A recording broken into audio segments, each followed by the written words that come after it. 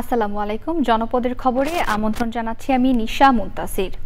এখনকার এই সংবাদ আয়োজন একই সঙ্গে চ্যানেল আই এর ইউটিউব চ্যানেল এবং চ্যানেল আই এর ওটিটি প্ল্যাটফর্ম আই স্ক্রিনে লাইভ স্ট্রিম হচ্ছে। 25 মে জাতীয় কবি কাজী নজরুল ইসলামের 126তম জন্মবার্ষিকী ঘিরে তার স্মৃতি বিজড়িত ময়মনসিংহের ত্রিশালে 3 দিনের কর্মসূচির আয়োজন করা হয়েছে। চলছে শেষ মুহূর্তের প্রস্তুতি। স্থানীয় প্রশাসন জানিয়েছেন এবার জাতীয় পর্যায়ে অনুষ্ঠান করা সম্ভব হচ্ছে না। ময়মনসিংহ থেকে শেখ মহিউদ্দিন আহমেদের পাঠানো তথ্য ভিডিও চিত্র নিয়ে আল মুকসিদের রিপোর্ট। 1914 সালে ভারতের আসানসোলের হোটেল কর্মচারী কাজী নজরুল ইসলামকে ময়মনসিংহের ত্রিশালে নিয়ে আসেন কাজী রফিজ উল্লাহ দারোগা। সেখানে দরিরামপুর স্কুলে 7ম শ্রেণীতে ভর্তি হন নজরুল ইসলাম। 8ম শ্রেণী পর্যন্ত পড়াশোনা করে চলে যান কুমিল্লায়। কবির স্মৃতি রক্ষার্থে কাজীর সিমলা দারোগা বাড়িতে নির্মাণ করা হয় নজরুল স্মৃতি কেন্দ্র। কবির নামে ত্রিশালে প্রতিষ্ঠা করা হয় বিশ্ববিদ্যালয় সহ অসংখ্য স্থাপনা। জয়ন্তী উপলক্ষে স্থানীয় পর্যায়ে নজরুল একাডেমি মাঠে আয়োজন করা হচ্ছে 3 দিনের অনুষ্ঠানমালা। নজরুল জন্ম জয়ন্তী উদযাপন করার জন্য সর্বাত্মক প্রচেষ্টা করতেছি স্থানীয় পর্যায়ে। আমরা চাই জাতীয় পর্যায়ে যেতে বারবার এখানে নজরুল জন্ম জয়ন্তী হয়। ত্রিশালের মাটিতে নজরুল মেলা, নজরুল জন্মবার্ষিকী জাতীয় পর্যায়ে হওয়া উচিত। সাধারণ মানুষের যাতায়াতের জন্য আমরা যে সামনের রাস্তায় একটা বাসের লাইন করে দিব, ইন আউট, যেন জনসাধারণের ধাক্কাধাক্কি এই ঝামেলার সৃষ্টি না হয়। মেলা আসলে পরে বেচা কিনা মোটামুটি ভালোই হয়। ত্রিশাল উপজেলার নির্বাহী কর্মকর্তা জানান, জাতীয় পর্যায়ে অনুষ্ঠান না হলেও দেশের স্বনামধন্য ব্যক্তিদের অংশগ্রহণে জাঁকজমকপূর্ণ হবে এবারের নজরুল জয়ন্তী। আনুষ্ঠানিকতার মাধ্যমে আমাদের এই অনুষ্ঠানটিও অনুষ্ঠিত হবে। এলাকাবাসী এখানে সবার মধ্যে প্রচণ্ড রকম আগ্রহ বিরাজ করছে। ইতিমধ্যে জেলা প্রশাসকের কার্যালয়ে প্রস্তুতি সভা হয়েছে, বিভিন্ন কমিটিগুলো গঠন হয়েছে, আমাদের প্রস্তুতি চলছে। ত্রিশালে এ পর্যন্ত 3 বার জাতীয় পর্যায়ে নজরুল জয়ন্তী অনুষ্ঠান আয়োজন করা হয়েছে। আল মুকসিদ, চ্যানেল আই। বাংলাদেশ ইউনিয়ন পরিষদ প্রশাসনিক কর্মকর্তা সমিতির কেন্দ্রীয় নির্বাহী কমিটির বিশেষ সাধারণ সভা হয়েছে।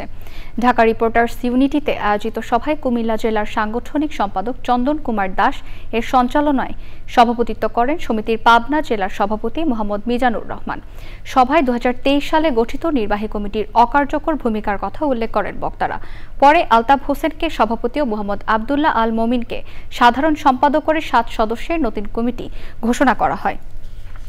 পটুয়াখালীতে জেলা প্রশাসন ও সমাজসেবা কার্যালয়ের আয়োজনে প্রান্তিক পেশাজীবী জনগোষ্ঠীর জীবনমান উন্নয়ন প্রকল্পের অবহিতকরণ সেমিনার হয়েছে। প্রধান অতিথি ছিলেন অতিরিক্ত জেলা প্রশাসক যাদব সরকার। অন্যদের মধ্যে উপস্থিত ছিলেন সমাজসেবা বরিশাল বিভাগীয় অতিরিক্ত পরিচালক স্বপন কুমার মুখার্জি, জেলা উপপরিচালক SM শাহজাদা ও অন্যরা।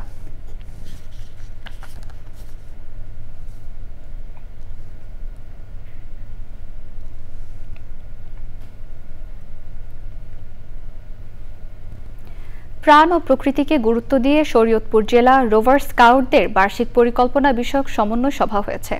এতে রোভার স্কাউটদের কমিউনিটি সেবামূলক কার্যক্রমের সাথে পরিবেশ সংরক্ষণ, বৃক্ষরোপণ, জলবায়ু সচেতনতাকে বিশেষ গুরুত্ব দেওয়া হয়। SM মুজিবুর রহমানের রিপোর্ট।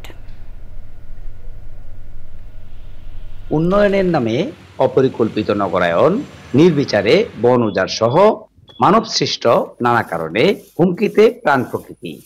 জলবায়ুর বিরূপ প্রভাবে সংকট আরও বেড়েছে।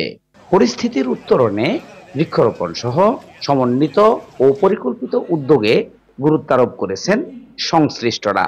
এরই ধারাবাহিকতায় সমাজ উন্নয়নের পাশাপাশি রোভার স্কাউটদের পরিবেশ উন্নয়নে গুরুত্বারোপ করার তাগিদ বিশিষ্টজনদের। একটা প্রাকৃতিক ভারসাম্যপূর্ণ বাংলাদেশ গড়ার ক্ষেত্রে আমরা আমাদের ভূমিকা রাখতে পারবো। পরিবেশ বান্ধব বিভিন্ন গাছ, আমরা ফলজ, ঔষধি বিভিন্ন বৃক্ষ আমরা রোপণ করবো। নিজেদেরকে যদি সম্পৃক্ত করে আমরা, তাহলে অবশ্যই দেশ ও জাতি উপকৃত হবে।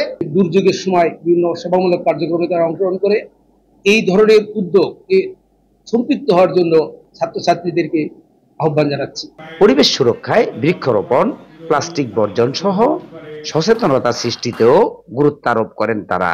স্কাউট সদস্য যদি শিক্ষা প্রতিষ্ঠান থেকে প্রতিটি শিক্ষার্থীকে গড়ে তুলতে পারে, এই সমাজকে সম্পৃক্তের মাধ্যমে আমাদের দেশের যে পরিবেশের যে উন্নয়ন, এটা সম্ভব। প্রতিটা শিক্ষা প্রতিষ্ঠানে এই পরিবেশ উন্নয়নের জন্য এগিয়ে আসে, আমি মনে করি তাদের কার্যক্রমের একটা বড় অংশ প্রতিফলিত হবে।